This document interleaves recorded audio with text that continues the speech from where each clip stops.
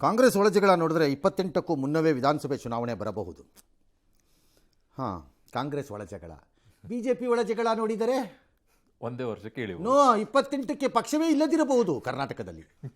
BJP ಮುಕ್ತ ಕರ್ನಾಟಕ ಆಗ್ಬೋದೇನೋ ನಿಮ್ಮ ಜಗಳ ನೋಡಿದ್ರೆ. BJP ಸ್ವಂತ ಶಕ್ತಿಯ ಮೇಲೆ ಅಧಿಕಾರಕ್ಕೆ ತರೋದಕ್ಕೆ ಕಾರ್ಯಕರ್ತ ಸಂಕಲ್ಪ ಮಾಡಬೇಕಂತೆ. ಯಾಕೆ? ಆಮೇಲೆ ಲೀಡರ್ಗಳು ಒಡ್ಕೊಂಡು ತಿನ್ನಕ್ಕೆ. ಅಯೋಗ್ಯರನ್ನು ತಗೊಂಬಂದು 40% ತಿಂತಾ ಇದ್ದೀರಿ ಅನ್ನೋ ಆರೋಪಕ್ಕೆ ಉತ್ತರ ಕೊಡೋಕ್ಕಾಗದೆ ಇಂತಹ ಯೋಗ್ಯತೆ ಇಲ್ಲದೆ ಇದ್ದವ್ರು ಮತ್ತೆ ಅಧಿಕಾರಕ್ಕೆ ಬರೋ ಮಾತಾಡ್ತಾರಂತೆ. ಯಾಕೆ ತರಬೇಕು ನಿಮ್ಮನ್ನು ಅಧಿಕಾರಕ್ಕೆ? ತಂದಾಗ ಕಡ್ದಿದ್ದೇನು ನೀವುಗಳು? ಗೋಡೆ ಮೇಲೆ ಅಂಟಿಸಿದಾಗ ಉತ್ತರ ಕೊಡೋಕ್ಕಾಗದೆ ಇರೋಂಥ ಪುಕ್ಕಲ್ರ ಥರ ಓಡೋದವರು ಈಗ ಅಧಿಕಾರಕ್ಕೆ ತರಬೇಕಂತೆ. ಯಾರು? ಕಾರ್ಯಕರ್ತರು ಸಂಕಲ್ಪ ಮಾಡಬೇಕಂತೆ. ಯಾಕೆ? ನಿಮ್ಮನೆ ಉದ್ಧಾರ ಮಾಡಕ್ಕ? ಯಾರು ಅಧ್ಯಕ್ಷ? BJP ನಾಡಿ ಮಿಡಿತ ನಮಗೂ ಗೊತ್ತಿದೆ. ಕಪಾಳಕ್ಕೆ ಹೊಡಿತೀವಿ ಅಂತ ಹೇಳ್ತಿದ್ದಾರೆ ರಸ್ತೆನಲ್ಲಿ ಜನ. ನಮಗೂ ನಾಡಿ ಮಿಡಿತ ಗೊತ್ತಿದೆ. ಹಿಂದೂಗಳ ಹೆಸರಿನಲ್ಲಿ ಬಂದ ಪಕ್ಷ ಅಯೋಗ್ಯರ ಥರ ಕೂತಿದ್ದಾರೆ. ಕಪಾಳಕ್ಕೆ ಹೊಡಿತೀವಿ ಈ ಸರಿ ಬರಲಿ ಅಂತ ನಮಗೂ ಹೇಳ್ತಿದ್ದಾರೆ. ನಾಡಿ ಮಿಡಿತ 130-140 ಸ್ಥಾನ, ಅದ್ರಲ್ಲಿ 0 ತೆಕ್ಕೊಂಬಿಡಿ, ಮಿಕ್ಕಿದ್ದು ಬರ್ತಾ ನೋಡ್ಕೊಳ್ಳಿ. ಐ ಟೆಲ್ ಯು, ಈಗಿರೋ ಕಂಡೀಷನ್ನಲ್ಲಿ ಇವ್ರು ಬರಲ್ಲ.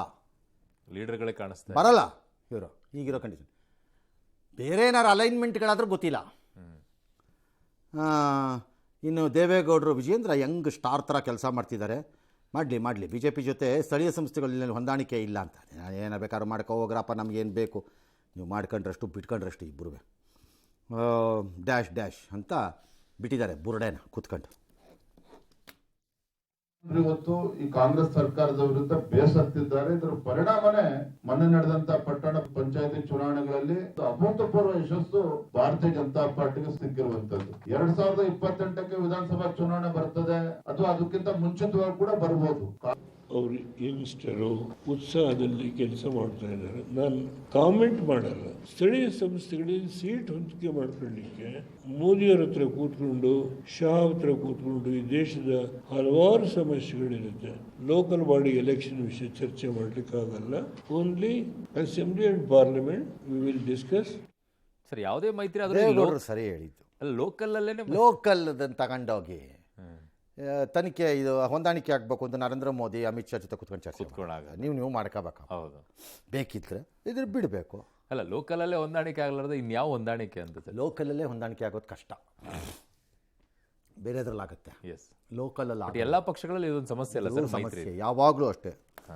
ಲೋಕಲ್ ಮೈಕ್ರೋ ಎಲೆಕ್ಷನ್ಸಲ್ಲಿ ಕಷ್ಟ ಹೊಂದಾಣಿಕೆ ಮಾಡಿಸೋದು. ಇನ್ನು ರಾಜ್ಯ ಕಾಂಗ್ರೆಸ್ನಲ್ಲಿ ಸಿಎಂ ಬದಲಾವಣೆ ಗೊಂದಲ ಬೇರೆಯಲ್ಲಿ ಸಿಎಂ BJP ಅವ್ರದ್ದು ಆಶಾಭಾವನೆಗೆ ಹೇಳಿದ್ದು ನಾನು.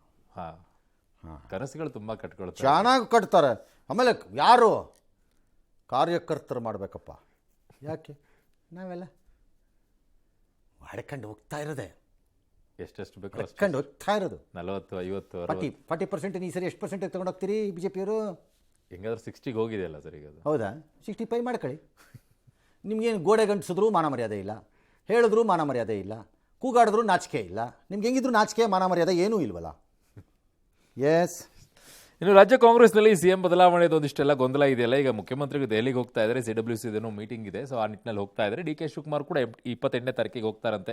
ಇಬ್ಬರು ಒಂದಿಷ್ಟು ಮಾತಾಡಿದ್ದಾರೆ. ನೋಡೋಣ ಏನೇನು ಮಾತಾಡಿದ್ದಾರೆ. ನಮಗೇನು ಗೊತ್ತಾ ಪ್ರಾಬ್ಲಮ್ ಸರ್? BJP ನೋಡಿದಾಗ ಬಲದ ಕೆನ್ನೆಗೆ ಫಳ್ಳಲ್ಲಿ ತೊಡಿಬೇಕು ಅನ್ಸತ್ತೆ. ಕಾಂಗ್ರೆಸ್ ನೋಡಿದಾಗ ಎಡಗಡೆ ಕೆನ್ನೆಗೆ ಫಳ್ಳಲ್ಲಿ ತೊಡಿಬೇಕು ಅನ್ಸತ್ತೆ. ಇಬ್ರು ಹಂಗೆ ಇದ್ದಾರೆ. ಹಂಗೆ ಅನ್ಸತ್ತೆ ನಮಗೆ. ನಮ್ಮ ಪ್ರಾಬ್ಲಮ್ ಅದು.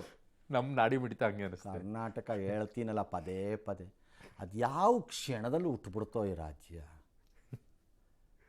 ಒಂಥರ ಅಭ್ಯಪಾರಿಗಳದ್ದು ಇದು ರಾಜ್ಯ ಇದು ನಮ್ಮದು. ಯಾವ ಕ್ಷಣದಲ್ಲೂ ಹುಟ್ಟುಬಿಟ್ಟವು. ಅದು ಎಂತೆಂಥ ಲೀಡರ್ಗಳನ್ನು ಬೆಳೆಸಿ ಕೂರಿಸ್ಕೊಂಬಿಟ್ವು ನಾವುಗಳು. ಒಂದು ಕೇಳಬೇಡ, ಬರೀ ದುಡ್ಡು ತಿನ್ನು ಕುರ್ಚಿ ಥೂ ಲಜ್ಗೆಟ್ಟವ್ರು ತಗೊಂಬಂದು. ಮಾತಾಡಿದ್ರು ಸರ್. ಯಾರು? ಅವರು ಖರ್ಗೆ ಅವರೆಲ್ಲ ಮಾತಾಡಿದ್ರು. ಕೇಳೋಣ ಏನು ಅಂತ.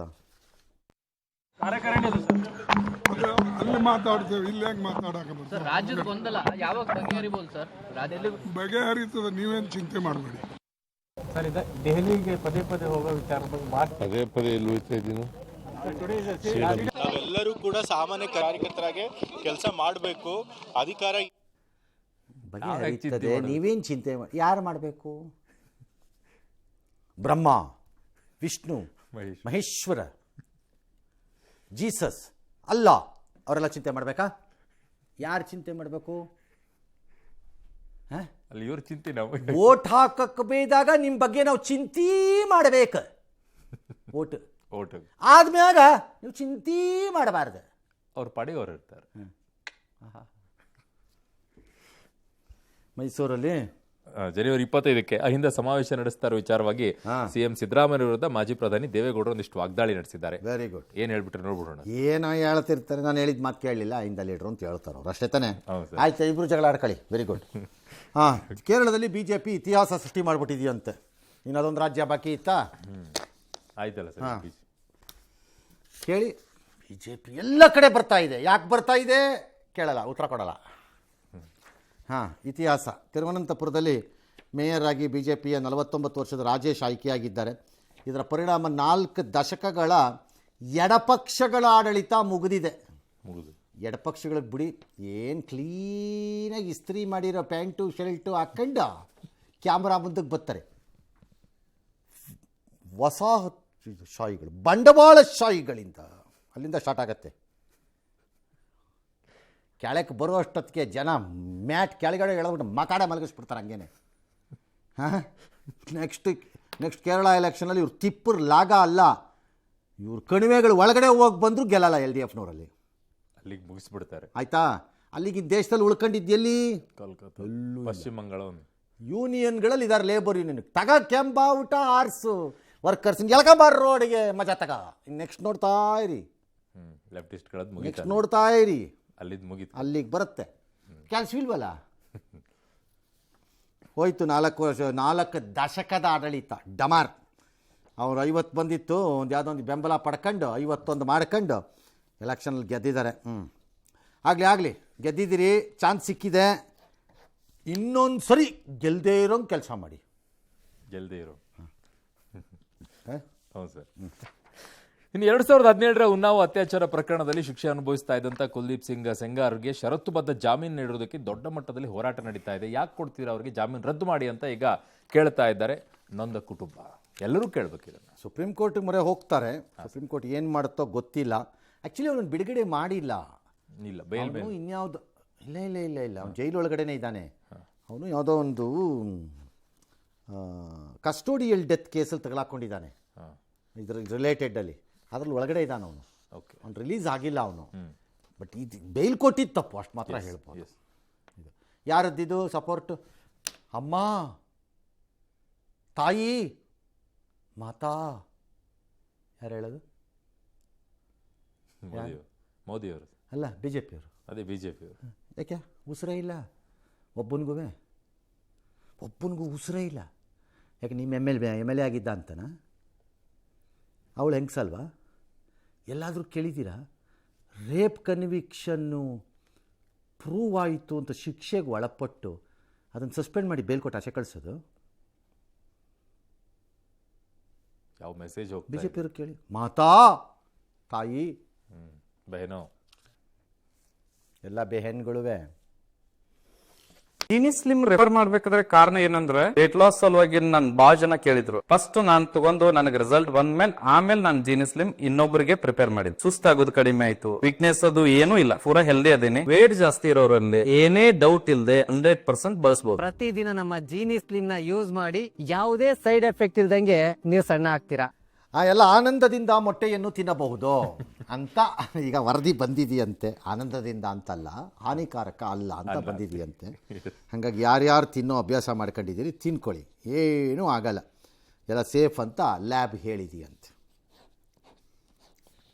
ಇಲ್ಲ, ಸೇಫ್ಟಿನ ಈಗ FSSAI ಅವರು ಡೆಲ್ಲಿಯಿಂದನೂ ಕೂಡ ಅವರು ಹೇಳಿದರೆ ಸೇಫ್ಟಿ ಇದೆ ಅಂತ ಹೇಳಿದರೆ, ನಮ್ಮಲ್ಲೂ ಕೂಡ ಸೇಫ್ಟಿ ಬಂದಿದೆ. ಬಟ್ ಸೇಫ್ಟಿ ಬಗ್ಗೆ ಏನು ಸಮಸ್ಯೆ ಏನಿಲ್ಲ, ಈಗಲೂ ಕೂಡ ತಗೋಬಹುದು, ಯಾವುದೇ ಸಮಸ್ಯೆ ಇಲ್ಲ. ಆಗಲಿ, ಸಂತೋಷ. ಇನ್ನು ನಟ ದರ್ಶನ್ ಪತ್ನಿ ವಿಜಯಲಕ್ಷ್ಮಿ ಅವರಿಗೆ ಕೆಟ್ಟದಾಗಿ ಕಮೆಂಟ್ ಮಾಡಿದ ಕೇಸ್ ಇತ್ತಲ್ಲ, ಅದನ್ನು CCB ಪೊಲೀಸರಿಗೆ ಒಂದಿಷ್ಟು ಬೇಗ ಮೇಟಾಗಿ ಪತ್ರ ಬರೆದಿದ್ದಾರೆ. ಒಂದು 18 ಸೋಷಿಯಲ್ ಮೀಡಿಯಾಗಳದೆಲ್ಲ ಖಾತೆ ವಿವರ ಕೊಡಿ ಅಂತ ಕೇಳಿ ತಗೊಂಬಂದ್ಮೇಲೆ ತಗೊಂಬರ್ತಾರೆ. ಕಾಲು ಮುರಿಬೇಕು, ಕೈ ಮುರಿಬೇಕು, ಕಾಲಲ್ಲ, ಬೆರಳುಗಳಾವು. ಇನ್ನು ಕೆನಡಾದ ಇನ್ನು ಕೆನಡಾದ ಟೊರೆಂಟೊ ನಗರದಲ್ಲಿ ಕೇವಲ 2 ವಾರಗಳ ಅಂತರದಲ್ಲಿ ಇಬ್ಬರು ಭಾರತೀಯರ ಹತ್ಯೆ ಆಗಿದೆ. ಸೊ 30 ವರ್ಷದ ಮಹಿಳೆ ಹಿಮಾಂಶು ಮತ್ತು 20 ವರ್ಷದ ಶಿವಾಂಕ್ ಅವಸ್ಥಿ. ಸೊ 41ನೇ ಕೊಲೆ ಪ್ರಕರಣ ಇದಾಗಿದೆ ಟೊರೆಂಟೊದಲ್ಲಿ ಈ ವರ್ಷ. ಅದು ಇನ್ನೊಂದು ಕಚಡಗಳ ದೇಶ ಅದು ಕೆನಡಾ. ಅವರು ಅಲ್ಲಿರೋದು ಹಂಗೆ ಅಲ್ಲ ಸರ್, ನಡ್ಕೊಳ್ತಾ ಇರೋದು. ಅದಕ್ಕೂ ಉತ್ತರ ನಮ್ಮ ಭಾರತ ಕೊಡಲ್ಲ. ಇಲ್ಲ, ಅಲ್ಲಿ ಅದೆಲ್ಲ ಮಾತಾಡಬಾರ್ದು, ನೀವು ಏನು ಕೇಳಬಾರ್ದು, ಎಲ್ಲ ಮಾತಾಡ್ಕೊಡ್ದು, ಸುಮ್ಮನೆ ಇರಬೇಕು. ಕಾಂಗ್ರೆಸ್ ವಿಚಾರ ಮಾತಾಡಿ ಫಸ್ಟು, ಉಳಿದು ಬಿಜೆಪಿ ಮಾತ್ರ ನೆಹರು ಇಂದ ಸ್ಟಾರ್ಟ್ ಮಾಡಿ, ಬರೀ ಅದನ್ನೇ ಅದೇ ಹೇಳಿಬೇಕು. ಸುಮ್ಮನೆ ಏನೇನೋ ಮಾತಾಡಬಾರ್ದು ನೀವು. ರಷ್ಯಾ ಅಧ್ಯಕ್ಷ ವ್ಲಾಡಿಮಿರ್ ಪುಟಿನ್ನು ಸಾವಿಗಾಗಿ ಅದರ ಉಕ್ರೇನ್ ಅಧ್ಯಕ್ಷ ಪ್ರಾರ್ಥನೆ ಮಾಡಿದ್ದಾರೆ ಅಂತ. ಯಾಕಂದರೆ ಅದೇನೋ ಕ್ರಿಸ್ಮಸ್ ಪ್ರಾರ್ಥನೆಯಲ್ಲಿ ಅವರು ಹೆಸರನ್ನು ಉಲ್ಲೇಖಿಸಿದ ನಮ್ಮೆಲ್ಲರ ಬಯಕೆ ಒಂದೇ, ಅವನು ನಾಶವಾಗಲಿ ಅಂತ ಅಂತಿದ್ದಾರಂತೆ.